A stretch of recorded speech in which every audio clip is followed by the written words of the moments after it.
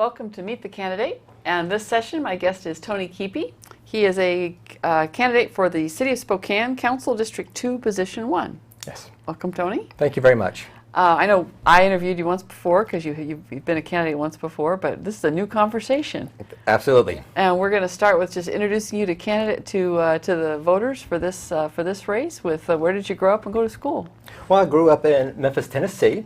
That's where I was born and raised. Went to Oakshire Grade School, Memphis Prep High School, then to University of Memphis, where I graduated and got my master's from. And what was your master's in? Business administration. I did the executive MBA, where I was in school every other Friday and Saturday for 2 years. Okay. Now, as I recall, you have a military background as well? No, my father-in-law was in retired Okay. Navy. My dad was Navy, so we have Navy in the family. Yeah. And what brought you to Spokane? I moved out here for a Hollister steer. They gave me an opportunity I could not turn down, so I told my family we're moving to Spokane, Washington. Where's that? So we've been here since 2000, and we absolutely love Spokane. We've raised 4 children here. Where Winston went to UW, John graduated from Eastern, and then my daughter's going to WSU, and my son, my youngest, is at Prep, and he wants to go to Gonzaga. So we have all the colleges covered here in the great state of Washington. Well, it does. You've definitely put down roots fast then. Yes. So, one of the things we talk about is just things that you did as a youth with either work or activities outside of school, the kinds of things that kind of shape how you look at the world. Well, I started working when I was 9 years old, and I worked for farmers. We picked corn, pulled corn, picked watermelons, picked peas, butter beans, and okra. Oh my goodness, okra would be 10 feet tall, and you're pulling it down, pulling off each little stalk of okra. Love okra. But you can't get that out here. Not so much. We get other produce out here, but we lived on fresh produce. Our morning started at 5 o'clock in the morning. We worked till 7, 8 o'clock at night, basically from the time school let out in May all the way till school started back in August. So I've always had work ethic. We work hard for our money, and that's the integrity and work ethics I bring today. Okay. So what do you think you learned from your first job after you got out of the fields? What was that about? Well, you learn how to deal with people, customer service. Everything was customer service. Are the peas ripe enough? Is the watermelon ripe? They got to thump the watermelon. Does the cantaloupe smell ripe? Squeeze the tomato. Don't squeeze the tomatoes, please. Everything like that. Just and you learn how to work with people. You find out what they want, what their needs are, do a need assessment. When you're dealing with the customers shelled peas. Oh, you want the peas shelled. So for an extra buck, I shell a bushel of peas through a pea sheller. And that's the way I grew up from the time I was 9 years old to college till I was 21. Yeah. And when after you got out of college, you mentioned Hollister Steer. Was you with that company for a long time? I started working for Mural Pharmaceutical right out of college. I was promoted to regional director. I handled the whole South region with 44 sales reps and 4 managers from Texas, Oklahoma, Arkansas, Mississippi, Louisiana, and Tennessee. And that basically is a startup company, Mural was. Me Too products, antihistamines, cough, cold products, liquid steroids. But before we knew it, we were a $10 million company, then a $100 million company.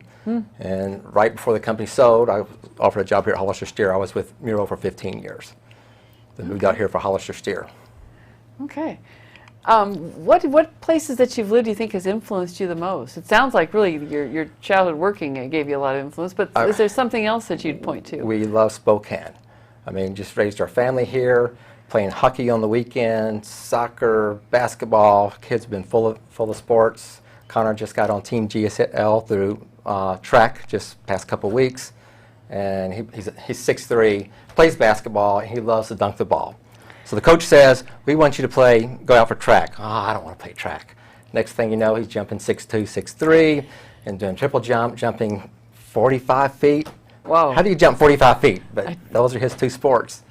And apparently Spokane Community College, they have track events all summer. So he went yesterday afternoon and did track events for SEC. Okay, so you've been wrapped up in the school sports scene. Yes, for the past 4 kids. Basically, past 15 years. Well, that's almost through then. So what do you think? What's next besides the council? We'll get back to that in a second. But what community activities have drawn you in? Well, I've been very involved with Boy Scouts, the BSA, working on our community campaign, helping raise money.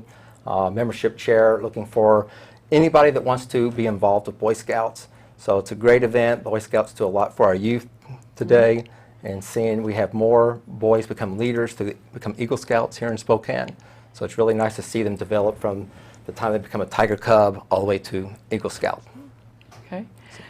So you're here working, you've got the kids going, and what drew you to volunteer to be a candidate for elected office? Because nobody gets drafted, they volunteer. Oh, I worked for the Spokane Valley Chamber a few years ago when I closed my business down, and they had Arnie Woodard and Rod Higgins saying, Tony, you need to come be on the city council. You need to run for city council. But they thought I lived in Spokane Valley. Yeah.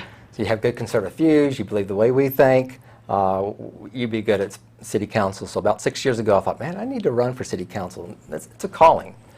And a couple of years ago, I decided to put my name in the hat, learn how to run a campaign, and now I am running a campaign. Okay.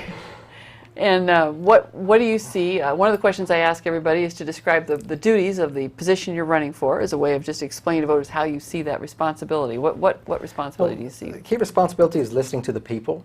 What do the people want? I mean, we have major issues with the homelessness right now. How are we going to handle that? I believe what we're doing right now is not working.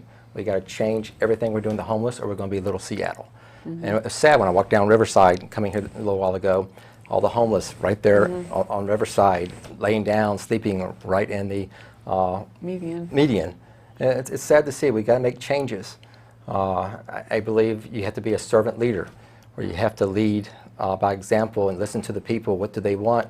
How can we help? And when somebody calls you, you got to take that call.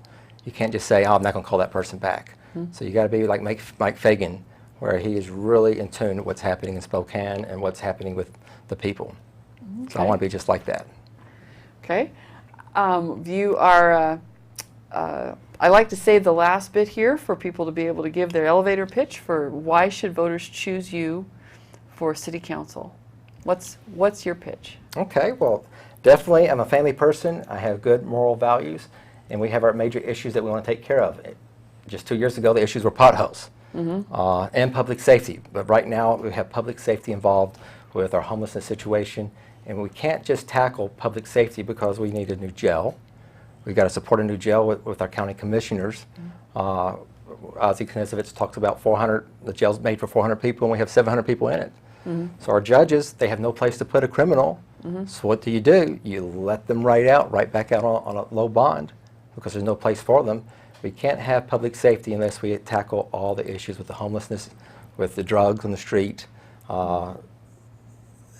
just say the drugs on the street, the mental ill. You got to do the whole pyramid, the whole triangle, and make sure we're helping everybody in each need.